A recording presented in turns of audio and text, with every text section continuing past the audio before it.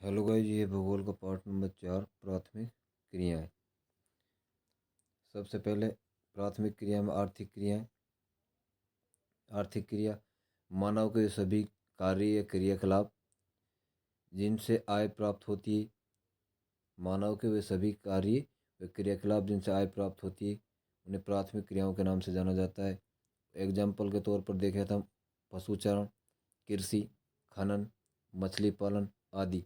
ये सभी कार्य आर्थिक क्रियाओं के अंतर्गत आते हैं जिनसे मानव को आय प्राप्त होती है, पैसे मिलते हैं।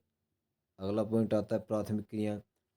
प्राथमिक क्रियाएं प्रकृति से जुड़ी क्रियाओं को प्राथमिक क्रियाओं के नाम से जाना जाता है। प्रकृति से जितनी भी क्रियाकलाप जुड़े हुए होते हैं उनको प्राथमिक क्रियाओं के नाम से जाना जाता है। प्राथमिक क्रियाओं में नंबर 1 भोजन संग्रह, कि भोजन को इकट्ठा करना। पशुचारण, मछली पकड़ना। खनन, कृषि, वस्तु संग्रहण और शहद, ये सभी प्राथमिक क्रियाओं के अंतर्गत आते हैं। आखेट आखेट एवं भोजन संग्रह। आखेट का अर्थ होता है शिकार करना तथा भोजन संग्रहण करना। मानव द्वारा की जाने वाली प्राचीन आर्थिक क्रियाएं हैं। पहले प्राचीन काल में लोग भोजन का संग्रहण किया करते थे। पशुचारण, पशुओं को साथ साथ पालते थे। मछली पकड़ते थे। खनन का कार्य करते थे। कृषि आदि का कार्य भी वो लोग करते थे। उसके बाद पशुचारण। पशुचारण दो प्रकार का होता है। चलवासी पशुचारण, जिसको निर्वाह कहते हैं। चलवासी पशुचारण को ही निर्वहन कहते हैं। इस प्रकार के पशुचारण में मनुष्य पानी अथवा चारे की उपलब्धता के कारण एक स्थान से दूसरे स्थानों पर स्थानांतरित होता रहता है। मतलब चलवासी, ये जो लोग जहाँ पर पशुओं के लिए चारे की व्यवस्था नहीं होती, वो एक स्थान से दूसरे स्थान पर स्थानांतरित होते रहते हैं। इस प्रकार के पशुचारण में चरवासी पशुचारण आता है, जैसे भेड़, बकरियां इत्यादि। एक वाणिज्यिक पशुधन पालन, ये व्यापारिक है, क्योंकि वह विशिष्ट कृषि पद्धति जिसमें केवल एक ही प्रकार के पशु पाले जाते हों। इसके बड़े बड़े फार्म होते हैं। वह विशिष्ट कृषि पद्धति जिसमें केवल एक ही प्रकार के पशु पाले जाते हों, और इसके बड़े बड़े फार्म हाउस होते हैं। ये ज़्यादातर एग्जाम्पल संयुक्त राज्य अमेरिका, न्यूजीलैंड, ऑस्ट्रेलिया आदि देशों में इनका व्यवसाय किया जाता है। और इसके माध्यम से इसका दूध बेच करके पैसे कमाए जाते हैं। अब बात आती है कृषि। भूमि की सतह पर की जाने वाली फसल। भूमि की सतह पर की जाने वाली फसल, पुष्प, पशुपालन एवं फलों की उत्पादन प्रक्रिया को ही कृषि के नाम से जाना जाता है। भूमि की सतह पर फसल उगाई जाती है, पुष्प या पशुपालन, फलों इत्यादि का उत्पादन किया जाता है। इस प्रक्रिया को ही कृषि के नाम से जाना जाता है। अब बात आती है कृषि उत्पादन की प्रणालियाँ, कि कृषि उत्पादन की कितने प्रकार की प्रणालियाँ होती है। नंबर एक निर्वाह कृषि। नंबर 2 रोपण कृषि। नंबर 3 विस्तृत और वाणिज्यिक कृषि। नंबर 4 आती है मिश्रित कृषि। नंबर 5 डेयरी कृषि। नंबर 6 सामूहिक कृषि।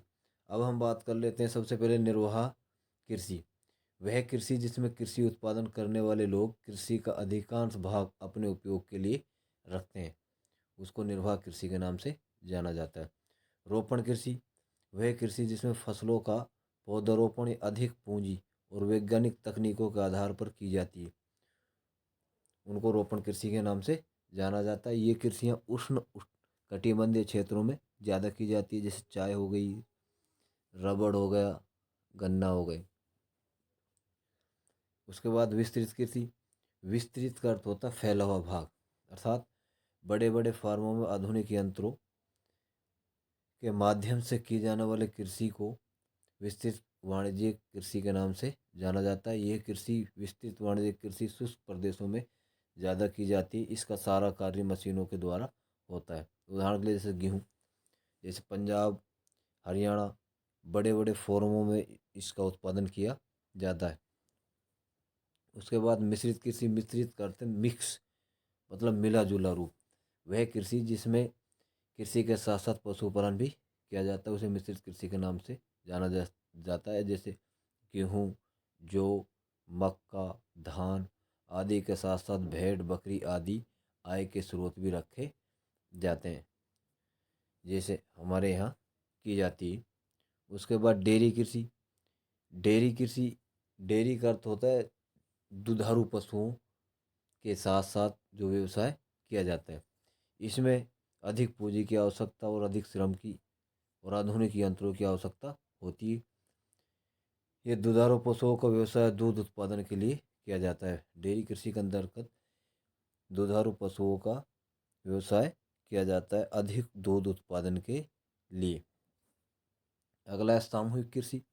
ऐसी कृषि जिसमें कृषि कार्य कृषकों का एक समूह अपने संसाधनों का उपयोग मिलजुल कर कृषि कार्य के लिए करता है, उसे सामूहिक कृषि कहते हैं। सामूहिक एक परिवार के रूप में मिलकर कृषि की जाती है, उसे सामूहिक कृषि के नाम से जाना जाता है। उसके बाद आता है खनन। खनन का अर्थ है कि पृथ्वी के अंदर से धातु, अयस्कों आदि उपयोगी खनिजों को बाहर निकालना ही खनन कहलाता है। खनन माने खोद कर धरती से, मिट्टी के अंदर से खोद कर निकाले गए अयस्क धातुओं को ही खनन के नाम से जाना जाता है। एक फैजेंडा, ये ब्राज़ील में कहवा के बागानों को ही फैजेंडा कहते हैं। ब्राज़ील जो देश है उसमें जो बागान होते हैं कहवा के, उनको ही फैजेंडा के नाम से जाना जाता है। यह था भूगोल का पार्ट नंबर 4।